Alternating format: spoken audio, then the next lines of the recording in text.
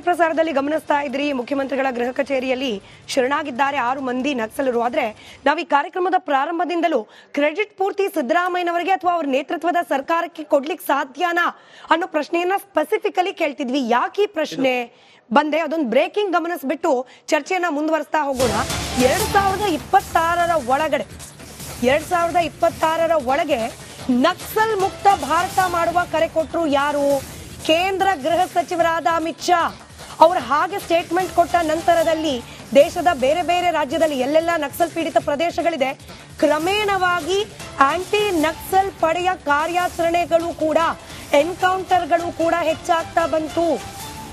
ನಮ್ಮ ರಾಜ್ಯದ ಗುಪ್ತಚರ ಇಲಾಖೆ ಕೂಡ ನಮ್ಮ ರಾಜ್ಯದಲ್ಲಿ ಆಕ್ಟಿವ್ ಆಗಿರುವ ನಕ್ಸಲರ ಕಂಪ್ಲೀಟ್ ಬ್ಲೂ ಪ್ರಿಂಟ್ ಅನ್ನ ರೆಡಿ ಮಾಡಿ ಆಪರೇಷನ್ಗೆ ಸಿದ್ಧತೆಯನ್ನ ಮಾಡಿ ಮುಗಿಸಿತ್ತು. ಇದರ ಸುಳಿವು ಸಿಕ್ಕ ನಂತರದಲ್ಲಿ ಶರಣಾಗದೆ ಹೋದ್ರೆ ಪ್ರಾಣ ಸಹಿತರಾಗಿ ಉಳಿಯೋದು ಕಷ್ಟ ಅನ್ನೋದನ್ನ ಅರ್ಥ ಮಾಡಿಕೊಂಡು ಶರಣಾದ್ರ ನಕ್ಸಲರು ಈ ಲೆಕ್ಕಾಚಾರವನ್ನ ಗಮನಿಸಿಯೂ ಗಮನಿಸದೇ ಇರೋ ರೀತಿಯಲ್ಲಿ ಕ್ರೆಡಿಟ್ ಪಡ್ಕೊಳ್ಳೋ ಪ್ರಯತ್ನವನ್ನ ಮಾಡ್ತಾ ಇದೆಯಾ ಸಿದ್ದರಾಮಯ್ಯ ಸರ್ಕಾರ. ದರ್ಶನ್ ಸರ್ ಅನುಮಾನ ಇದ್ದಿದ್ದೇನೆ, ನಾವಿಲ್ಲಿ ಕ್ರೆಡಿಟ್ ಅಮಿತ್ ಶಾ ಅವ್ರಿಗೆ ಕೊಡ್ತಿಲ್ಲ, ಬಟ್ ನಮ್ಮ ANF ತಂಡ ಯಾವ ರೀತಿ ವರ್ಕ್ ಮಾಡ್ತಾ ಇದೆ, ನಮ್ಮ ಇಂಟೆಲಿಜೆನ್ಸ್ ಯಾವ ರೀತಿಯಾಗಿ ವರ್ಕ್ ಮಾಡ್ತಾ ಇದೆ, ಇದಕ್ಕೆ ಕ್ರೆಡಿಟ್ ಕೊಡದೆ ನಾನು ಕರೆ ಕೊಟ್ಟೆ. ಪಾಪ ಪರಮೇಶ್ವರ್ ಅವ್ರು ಇವಾಗ ಹೇಳ್ತಾರೆ ಸಿದ್ದರಾಮಯ್ಯನವ್ರ ಕರೆ ಅಂತ. ಈ ನಿನ್ನೆ ಬೆಳಗ್ಗೆ, ಬಹುಶಃ ಇವತ್ತು ಬೆಳಗ್ಗೆ ಅನ್ಸುತ್ತೆ, ನಾನು ಕರೆ ಕೊಟ್ಟೆ ಅಂತ ಪರಮೇಶ್ವರ್ ಅವರು ಹೇಳ್ತಿದ್ದಾರೆ. ಕೇಳಿಸ್ಕೊಳ್ಳಿ ಅದನ್ನ.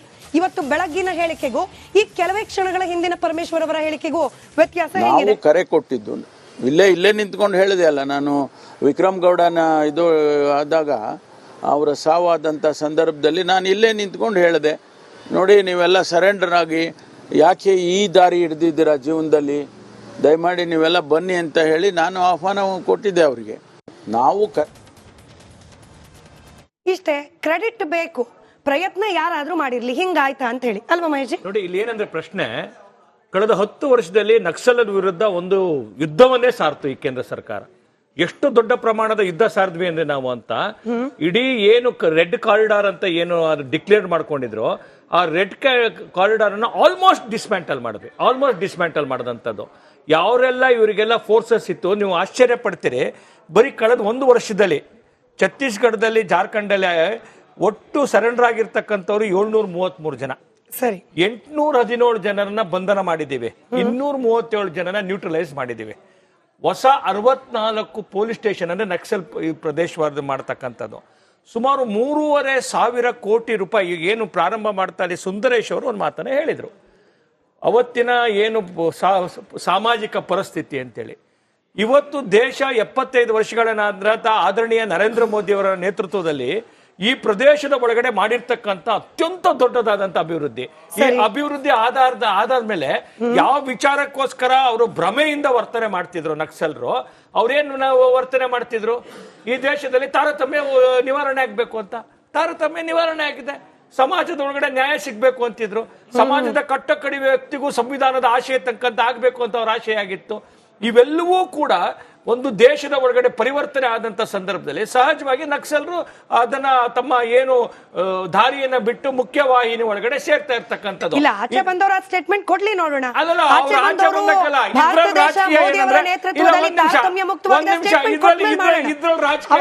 ಮತ್ತೊಂದು ವಿಶೇಷವಾದ ಡಿಬೇಟ್ ಮಾಡೋಣ. ಇದುವರೆಗಂತೂ ಸ್ಟೇಟ್ಮೆಂಟ್ ಬಂದಿಲ್ಲ. ಇದ್ರಲ್ಲಿ ರಾಜಕೀಯ ಏನಂತಂದ್ರೆ, ನಾನು ಕರೆ ಕೊಟ್ಟಿದ್ದಕ್ಕೆ ಆಗಿದೆ, okay, let us take the credit. ನಾನು ಹೇಳ್ತಾ ಇರ್ತಕ್ಕಂಥದ್ದು ಸಿದ್ದರಾಮಯ್ಯನವ್ರಿಗೆ ಇದ್ಯಾಕೆ ಮೊದ್ಲಾಕ್ ಮಾಡ್ಲಿಲ್ಲ ನೀವು? ಸರಿ, ಉತ್ತರ ಕೊಡ್ಲಿ ದರ್ಶನ್ ಅವರು ಅದಕ್ಕೆ. ಇವತ್ತೇನೋ ಛತ್ತೀಸ್ಗಢ ಅದು ಇದು ಅಂತ ಹೇಳಿದ್ರು ಬಿಜೆಪಿಯವರು. ಇದೇ 5 ವರ್ಷ ಅವರೇ ಬಿಜೆಪಿನವರು 3 ವರ್ಷ ಆಳ್ವಿಕೆನಲ್ಲಿ ಇದ್ರಲ್ಲ, ಯಾಕೆ ಆ ಪ್ರಯತ್ನಗಳನ್ನ ಮಾಡ್ಲಿಲ್ಲ ಅನ್ನುವಂತ ಒಂದು ವಿಚಾರ. ಇವತ್ತು 26 ಒಳಗಡೆ ನಕ್ಸಲಿಸಮ್ ನ ಕೊನೆಗೊಳಿಸ್ತೀವಿ ಅಂತ ಅಮಿತ್ ಶಾ ಅವರ ಹೇಳಿಕೆಯನ್ನ ತಾವು ಕೊಟ್ರಿ. ಅದನ್ನ ನಾವು ಉಲ್ಲೇಖ ಮಾಡಿ ಹೇಳೋದಾದ್ರೆ, ಏಕ್ ಸಿರ್ಕೋ 10 ಸಿರ್ ಅಂತಿದ್ರಲ್ಲ, ಪುಲ್ವಾಮಾದಲ್ಲಿ 44 ಜನ ಹುತಾತ್ಮರಾದ್ರಲ್ಲ, ಇವತ್ತು ಇವ್ರು ಆರ್ಟಿಕಲ್ 370 ಅಂದ್ಮೇಲೆ ಇವತ್ತು ನಮ್ಮ ಯೋಧರ ಮೇಲೆ ದಾಳಿ ಆಗ್ತಾ ಇದೆಯಲ್ಲ, ಏನ್ ಉತ್ತರ ಕೊಟ್ಟಿದ್ದೀರಾ ನಾವು ಪಾಕಿಸ್ತಾನಕ್ಕೆ ಅನ್ನುವಂಥದ್ದು. ಇನ್ನೊಂದು ಮಾತನ್ನ ಹೇಳಿದ್ರು ನರೇಂದ್ರ ಮೋದಿ ಅವರು, ಲವ್ ಲೆಟರ್ ಲಕ್ನ ಬಂದು ಕರೋ ಉಸಿ ಭಾಷೆ ಮೇ ಸಮಜಾ ಕರೋ ಅನ್ನೋ ಚೀನಾ ವಿಚಾರ ಕೇಳಿದ್ರು. ಮೊನ್ನೆ ಅಷ್ಟೇ ಕೇಂದ್ರ ಸರ್ಕಾರದವರು ಬಂದು 2 ಗ್ರಾಮಗಳ ಸಮಸ್ಯೆಗಳು ನಿರ್ಮಾಣ ಆಗಿದೆ ಅಂತಂದ್ರೆ ನರೇಂದ್ರ ಮೋದಿ ಅವರು ಯಾವ ಉತ್ತರವನ್ನ ಕೊಟ್ಟಿದ್ದಾರೆ ಅನ್ನುವಂತ ಮಗದೊಂದು ವಿಚಾರ. ಇನ್ನೊಂದು ವಿಚಾರ ಅವ್ರು ಮಾತಾಡ್ತಾ ಹೇಳ್ಬೇಕಾದ್ರೆ ಸಿದ್ದರಾಮಯ್ಯನವರು ಮತ್ತೆ ನಕ್ಸಲರಿಗೂ ಸಂಬಂಧಗಳು ಅಂತ ಹೇಳ್ತಾ ಇದ್ರಲ್ಲ. ಕಂದಾರ್ ವಿಮಾನ ಅಪಹರಣ ಆದಾಗ ಇಬ್ರು ಯಾರು ಉಗ್ರಗಾಮಿಗಳನ್ನ ತಗೊಂಡೋಗಿ ಬಿಟ್ಟು ಬಂದ್ರಲ್ಲ, ಅವತ್ತಿನ ಕೇಂದ್ರ ಸರ್ಕಾರಕ್ಕೂ ಉಗ್ರರಿಗೂ ಸಂಬಂಧ ಇತ್ತು ಅಂತ ನಾವು ಕಲ್ಪನೆ ಮಾಡಿ ಹೇಳ್ಬೇಕಾಗುತ್ತಾ ಮೇಡಮ್? ಇವತ್ತು ನಾಗರಿಕ ಒಂದು ನಿಮಿಷ ನೀವು ಮಾತಾಡ್ಬೇಕಾದ್ರೆ ಕೇಳಿದ್ದೀನಿ, ನೀವು ಹೇಳಿದ ಪದವನ್ನ ಒಪ್ಪಲಿಕ್ಕೆ ಸಾಧ್ಯ ಇಲ್ಲ. ನಕ್ಸಲ್ ವಿಚಾರಕ್ಕೆ ಹತ್ರ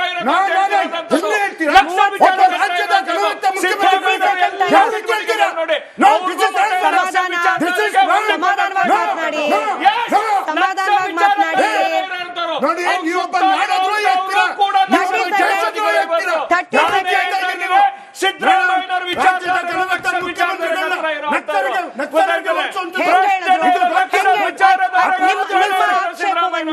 ನಿಮ್ಮ ಆಕ್ಷೇಪವನ್ನ ಪರಿಗಣಿಸ್ತಾ ಮಹೇಶ್ ಜಿ ಒಂದು ಸ್ಟೇಟ್ಮೆಂಟ್ ಕೊಟ್ರೆ ನೀವು ಕೂಡ ಜವಾಬ್ದಾರಿಯುತ ಪಕ್ಷದ ವಕ್ತಾರರಿದ್ದೀರಿ. ಯಾವ ಆಧಾರದ ಮೇಲೆ ಹೇಳಿದ್ರಿ ಮುಖ್ಯಮಂತ್ರಿಗಳ ಸಂಗಡಿಗರಿದ್ದವರೆಲ್ಲ ನಕ್ಸಲ್ವಾದಿಗಳಾಗಿದ್ರು ಅಂತ ಹೇಳಿ? ಯಾವ ಆಧಾರದ ಮೇಲೆ ಹೇಳ್ತಿದ್ದೀರಿ? ನಾನು ನಕ್ಸಲ್ವಾದಿ ಅಲ್ಲ, ನಕ್ಸಲ್ ವಿಚಾರಧಾರೆಗೆ ಹತ್ರವಾಗಿರ್ತಕ್ಕಂಥ, ಅವರನ್ನ ಪೋಷಿಸ್ತಕ್ಕಂಥ, ಅವರನ್ನ ಬೆನ್ನಿಂದೆಡೆ ಇಟ್ಕೊಂಡು ಅವರನ್ನ ಪ್ರೇರೇಪಿಸ್ತಕ್ಕಂಥ ಅನೇಕ ಶಕ್ತಿಗಳು, ಅನೇಕ ಪ್ರಿಯರಾಗಿದ್ದಿದ್ರೆ ಹಿಂದಿನ ಯಾವುದು ಸಂವಿಧಾನ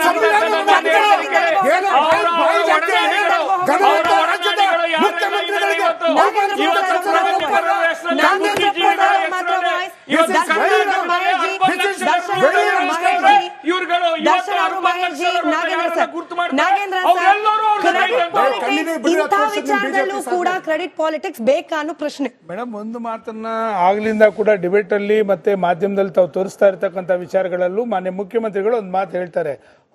ಅವ್ರದೇ ಅಂತ ಹೋರಾಟ ಅಂತಕ್ಕಂಥ ಪದವನ್ನು ಬಳಕೆ ಮಾಡ್ತಾರೆ. ಈಗ ಇಲ್ಲಿ ಚರ್ಚೆ ನಡೀತಾ ಇರ್ತದಕ್ಕೂ ಅವ್ರು ಹೇಳ್ತಿರ್ತಕ್ಕಂಥ ಹೇಳಿಕೆಗೂ ಕೂಡ ಮೂಲಭೂತವಾದಂತ ಅವ್ರು ಏನು ಹೋರಾಟವನ್ನು ಮಾಡ್ತಾ ಇದ್ದಾರೆ, ಅವ್ರದೇ ಅಂತ ಒಂದು ಅಜೆಂಡಾ ಇಟ್ಕೊಂಡು ಆ ಸಮಸ್ಯೆಗಳು ಇವತ್ತಿಗೇನ ತೀರಿದೆಯಾ ಅಂತಕ್ಕಂಥದ್ದು ಯಾರು ಚರ್ಚೆ ಮಾಡ್ತಾ ಇಲ್ಲ. ನೀವ್ಯಾವುದೋ 6 ಜನ ನಕ್ಸಲ್ ಕರ್ಕೊಂಡ್ಬಂದ್ರೆ 50 ಜನ ನಾವು ಶೂಟ್ ಮಾಡಿದ್ವಿ, ಇದೆಲ್ಲ ವಿಚಾರ ಅಲ್ಲ. ಯಾಕೆ ಇವರು ಈ ಹೋರಾಟಕ್ಕೆ ದಾರಿಗೆ ಬಂದ್ರು? ಈ ದೇಶದಲ್ಲಿ 75 ವರ್ಷಗಳ ನಂತರ ಯಾವ ಹಂತದಲ್ಲಿ ಮೂಲಭೂತ ಸೌಕರ್ಯಗಳು ಕಾಡಿನ ಜನಗಳಿಗೆ ಇರ್ತಕ್ಕಂಥ ಕಾಡು ಒಳಗೆ ಅವ್ರು ಹೋರಾಟ ಮಾಡಬೇಕು ಅಂತಂದ್ರೆ ಚಳಿ ಗಾಳಿ ಅವ್ರದೇ ಆದಂತ ಒಂದು ನೋವುಗಳನ್ನೆಲ್ಲ ಬಿಟ್ಟು ಇವತ್ತು ಹೋರಾಟ ಮಾಡ್ತಾ ಇದ್ದಾರೆ ಅಂತಂದ್ರೆ ಆ ಭಾಗದಲ್ಲಿ ಆಗ್ತಾ ಇರ್ತಕ್ಕಂಥ ಮೂಲಭೂತ ಸೌಕರ್ಯಗಳ ವಂಚನೆನ ಇವತ್ತೇನಾದ್ರೂ ಮಾಡಿದ್ದೀರಾ ಅಂತಕ್ಕಂಥ ವಿಚಾರ ಯಾರು ಮಾತಾಡ್ತಾ ಇಲ್ಲ. ಮತ್ತೊಂದು ವಿಚಾರ ಏನು ಅಂತಂದ್ರೆ, ಇದು ಕೇವಲ ಅನೇಕ ಸಂದರ್ಭಗಳಲ್ಲಿ ಈ ರೀತಿ ಶರಣಾಗತಿ ಆಗಿರ್ತಕ್ಕಂಥ ನಾವು ಕಣ್ಮುಂದೆ ನೋಡಿದ್ದೀವಿ. ಅದು ನಡೆದಂತ ಸಂದರ್ಭದಲ್ಲಿ SP ಲೆವೆಲ್ ಮತ್ತೊಂದ್ರಲ್ಲೋ ನಡೆದು ಕೋರ್ಟ್ ಪ್ರೊಡ್ಯೂಸ್ ಮಾಡ್ತಕ್ಕಂಥದ್ದು, ಅವ್ರ ಮೂಲಭೂತ ಸೌಕರ್ಯಗಳು ಕಲ್ಪಿಸ್ಕೊಡ್ತಕ್ಕಂಥ ನೋಡಿದ್ದೀವಿ.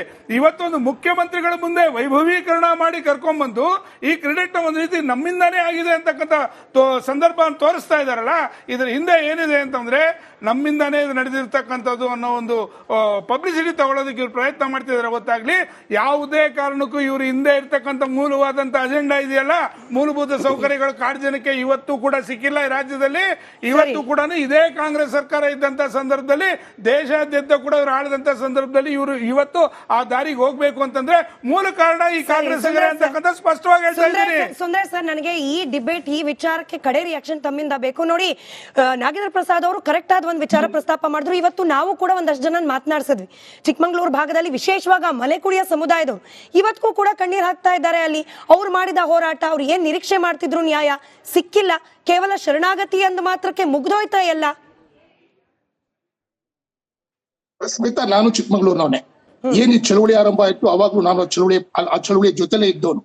ನಾನು ಸಶಸ್ತ್ರ ಹೋರಾಟವನ್ನು ಬೆಂಬಲಿಸಿರ್ಲಿಲ್ಲ. ಹಾಗಾಗಿ ಇವತ್ತು ಕೂಡ ಕೇವಲ ಚಿಕ್ಕಮಗಳೂರು ಭಾಗದ ಸಮಸ್ಯೆ ಬಗ್ಗೆ ನಾವು ಮಾತಾಡೋದಲ್ಲ, ಇಡೀ ದೇಶದಲ್ಲಿ ಇವತ್ತು ನಾನು ಹೇಳಿದ್ನಲ್ಲ, ಅಸಮಾನ ಭೂಮಿ ಹಂಚಿಕೆ ಹೇಳಿದ್ರು ಎಲ್ಲ ಆಗೋಗ್ಬಿಟ್ಟಿದೆ ದೇಶದಲ್ಲಿ ಅಂತ.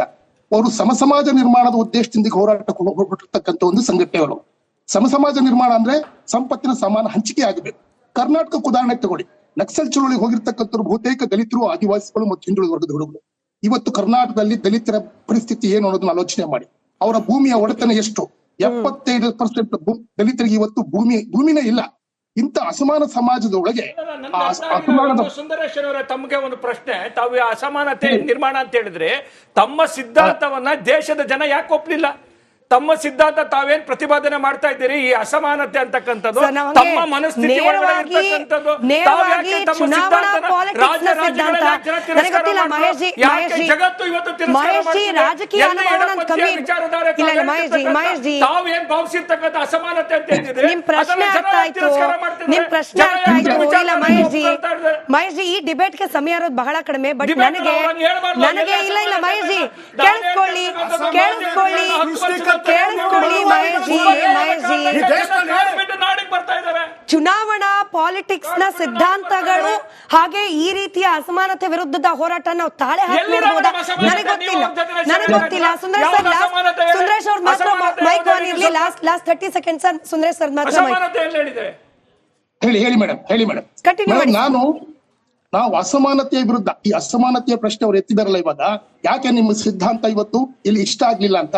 ಖಂಡಿತವಾಗಿಯೂ ಇಂತಹ ಜನ, ಶ್ರೇಣೀಕೃತ ಸಮಾಜ ಇರಬೇಕು, ಜಾತಿ ವ್ಯವಸ್ಥೆ ಇರಬೇಕು, ಮೇಲು ಕೀಳು ಇರಬೇಕು, ಮನುವಾದ ಇರಬೇಕು ಅಂತ ಹೇಳೋ ಜನರ ಮಧ್ಯೆ ಈ ನಿಜವಾದಂತ ಹೋರಾಟಕ್ಕೆ ಸ್ವಲ್ಪ ಕಾಲ ಬೇಕಾಗುತ್ತೆ. ಖಂಡಿತವಾಗಿ ಇವತ್ತಲ್ಲ ನಾಳೆ ಸಮಾಜ ನಿರ್ಮಾಣದ ಹೋರಾಟಕ್ಕೆ ಜಯ ಸಿಗುತ್ತೆ. ಆಗ ಇವರ ಆಲೋಚನೆಗಳ ನಾವು ಪೆಟ್ಕೊಡ್ತೀವಿ ಅಂತಕ್ಕಂಥ ಮಾತನ್ನು ಹೇಳಿ, ಆ ದಾರಿ ಇದೆಯಲ್ಲ, ಸಶಸ್ತ್ರ ಹೋರಾಟದ ಮುಖಾಂತರ ಸಮಾಜ ನಿರ್ಮಾಣ ಮಾಡ್ಲಿಕ್ಕೆ ನಾವು ಒಪ್ಪೋದಿಲ್ಲ. ಆದ್ರೆ ಪ್ರಜಾತಾಂತ್ರಿಕ ಹೋರಾಟದ ಮುಖಾಂತರವಾಗಿ ಕಮ್ಯುನಿಸ್ಟ್ ಪಾರ್ಟಿ ಖಂಡಿತವಾಗಿಯೂ ಕೂಡ ಈ ದೇಶದಲ್ಲಿ ಸಮಾಜ ನಿರ್ಮಾಣ ಮಾಡೋ ಹೋರಾಟದಲ್ಲಿ ಮುಂಚೂಣಿಯಲ್ಲಿ ಇರುತ್ತೆ ಅಂತಕ್ಕಂಥ ಮಾತನ್ನು ಈ ಸಂದರ್ಭದಲ್ಲಿ ಥ್ಯಾಂಕ್ ಯು. ಈ ವಿಚಾರದ ಡಿಬೇಟ್ಗೆ ಸಮಯ ಇದೆ. ಒಂದು quick break. Mahesh ji, break ಆದ್ಮೇಲೆ ನಿಮ್ ಫೇವ್ರೆಟ್ ಟಾಪಿಕ್ ಕಾಂಗ್ರೆಸ್ ನಲ್ಲಿ ಇನ್ನೂ ಕೂಡ ನಿಂತಿಲ್ಲ, ಡಿನ್ನರ್ ಪಾಲಿಟಿಕ್ಸ್ ವಾರ್. ಬ್ರೇಕ್ ಆದ ನಂತರ ಈ ವಿಚಾರದಲ್ಲಿ ಚರ್ಚೆ ಮುಂದುವರಿಯುತ್ತೆ. Sundaresh sir, thank you so much ನಿಮ್ಮ ಸಮಯಕ್ಕೋಸ್ಕರ.